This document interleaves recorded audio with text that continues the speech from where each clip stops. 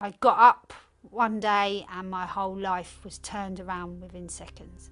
You forget about England, you forget about home, and you forget about your family, and that's what your life is going to be.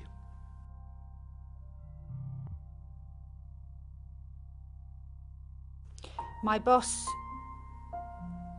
groomed me for probably 6 or 7 months on the run up to the holiday. He was playing me with drugs every night, with alcohol, but didn't tell me the full story of why he was going to Brazil.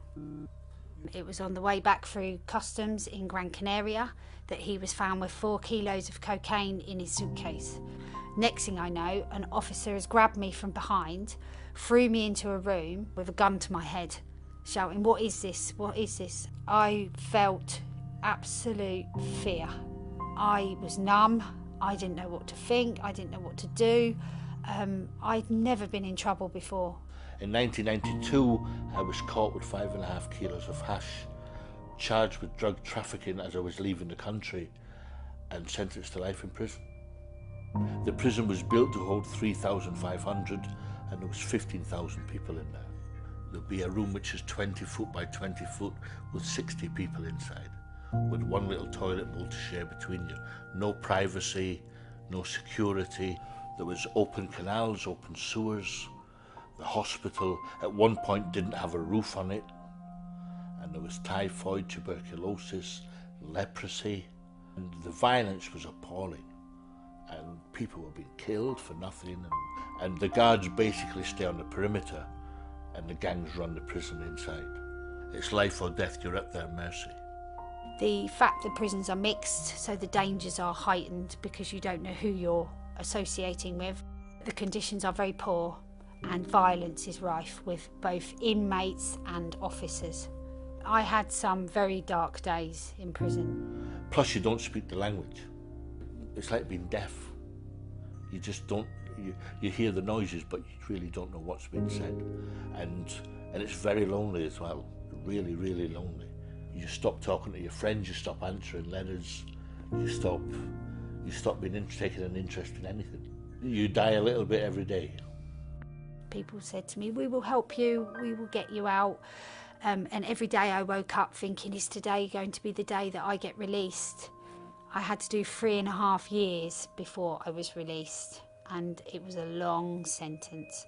When you get yourself into these situations, you don't think of your family and the consequences it's going to have on them. The shame on them as well. They've got to hold their head up in the community they live in, and suddenly their family's been branded as drug smugglers or drug users or junkies even. The Foreign and Commonwealth Office cannot get you out of prison.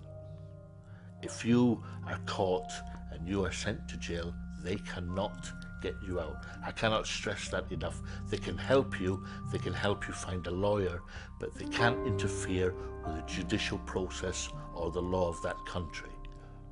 Go and have a great time. It's a big wide world and it's beautiful and you meet lovely people, but respect the culture you go into, respect the people, the native people, and don't push your luck. Drugs are very dangerous, and I have had to live with the consequences of them, and I still do.